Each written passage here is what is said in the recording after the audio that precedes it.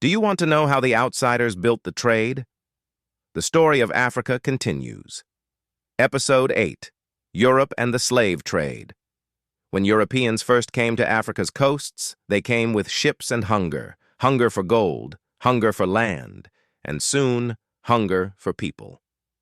The Portuguese were the first to set foot on the western shores. They built forts along the coast, Elmina in today's Ghana, São Tomé, Luanda. At first, they traded goods, but quickly their cargo changed. They turned Africans into slaves. Soon, other Europeans followed. The Spanish, the Dutch, the French, the British. Each nation racing to carve its share of the trade. They fought wars not only in Europe but on African soil to control the ports, the forts, the lifelines of this human market. From these forts, millions were forced onto ships.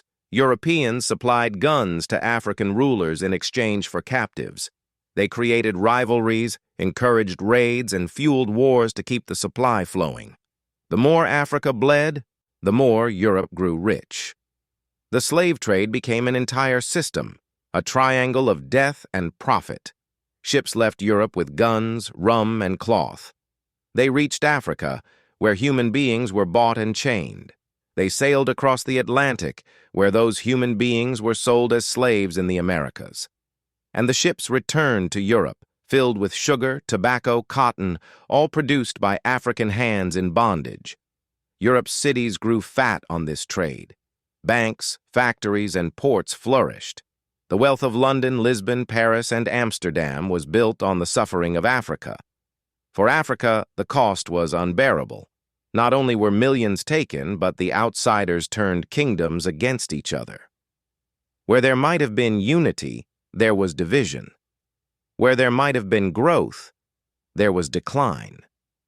This was not discovery. It was exploitation. It was not trade. It was theft of lives, theft of futures, theft of nations. The Europeans called it progress. But for Africa, it was devastation.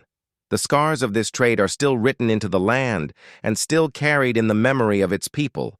This is Africa. The story continues.